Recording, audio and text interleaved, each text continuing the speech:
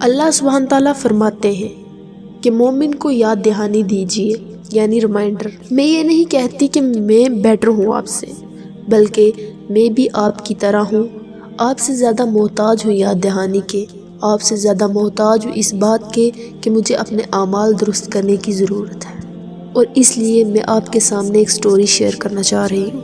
وہ سٹوری اس لیے کہ آپ چاہے دنیا میں کتنے ڈوبے ہوئے ہوں، آپ چاہے گناہوں میں کتنے ڈوبے ہوئے ہوں، there is always hope for you and me۔ اور ایک شخص کی بات بتا رہی ہوں جس کے بارے میں لکھنے والے لکھتے ہیں کہ وہ اتنے بڑے گناہوں میں انوالو تھے۔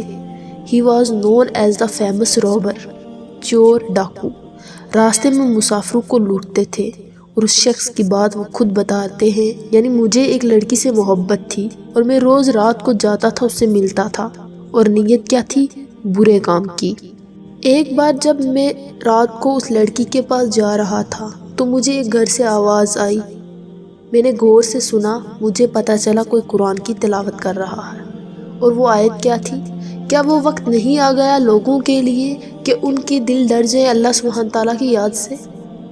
جب انہوں نے یہ آیت سنی، انہوں نے بولا یہ اللہ سبحانہ تعالیٰ نے مجھے سنایا ہے، اور انہوں نے وہاں سے راستہ بدل لیا اور کہا کہ جو میں برا کام کرنے جا رہا تھا اب نہیں کروں گا۔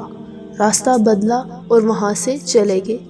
راستے میں کچھ لوگ بیٹھے تھے، کیمپ فائر کر رہے تھے، بیکاز اس ٹائم پہ کیا ہوتا تھا، جب لوگ رات کو ٹریول کرتے تھے تو رات ہو جاتی تھی، ایک جگہ پہ کیمپ کر لیتے تھے۔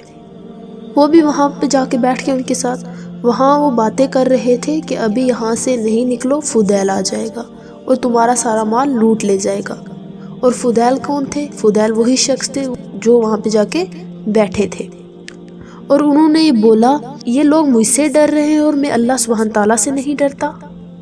یہ وہ انڈیویجول ہے جس نے نیت کی، اور دس از اے ٹرو سٹوری۔ اور انہوں نے نیت کی، انہوں نے بولا میں اس راستے کو چھوڑوں گا، اور اللہ سبحانہ تعالیٰ نے انہیں اتنی تبدیلی دکھائی کہ وہ بعد میں جا کے دونوں حرمین کے امام بنے، اینڈ ہز نیم از فدیل بن عیاض۔ ایسی کوئی پیوریفیکیشن کی بک نہیں ہے جس میں ان کی سٹیٹمنٹ موجود نہ ہو۔ جو پرسن ایک رابر تھا، لوگوں کو لوٹتا تھا، his life changed and اللہ سبحانہ تعالیٰ made him the imam of the 2 holy mosques۔ تو اللہ نے دنیا میں ہمیں اور آپ کو بھیجا ہے کمزوری کے ساتھ، اور یہ کمزوری اور طاقت کی ایبیلٹی دونوں ہمارے بیچ میں ہے۔ اللہ تعالیٰ سے دعا ہے کہ توبہ کی توفیق دے ہمیں، آمین۔ بنی اسرائیل کا ایک واقعہ۔ لکھنے والے لکھتے ہیں کہ ایک شخص جو بہت گناہ میں انوالو تھا، اتنا گنہگار تھا کہ لوگوں نے اسے شہر سے نکال دیا۔ اس وقت کے نبی جو تھے، اللہ کی طرف سے وحی آئی کہ جاؤ میرا ایک بندہ ایک جنگل میں مر گیا ہے، اس کی رائٹ ریچولز ہیں، اس کی جو فائنل رائٹس ہیں وہ جا کے کرو۔ لوگوں نے بولا نبی کی طرف سے حکم آیا ہے تو ہم سب چلتے ہیں، پتہ نہیں کون سا ایسا شخص ہے جس کے بارے میں بولا گیا ہے۔ جب وہ گئے اس کو دیکھا تو کہنے لگے یہ تو وہی بندہ ہے جس کو ہم نے شہر سے نکال دیا تھا۔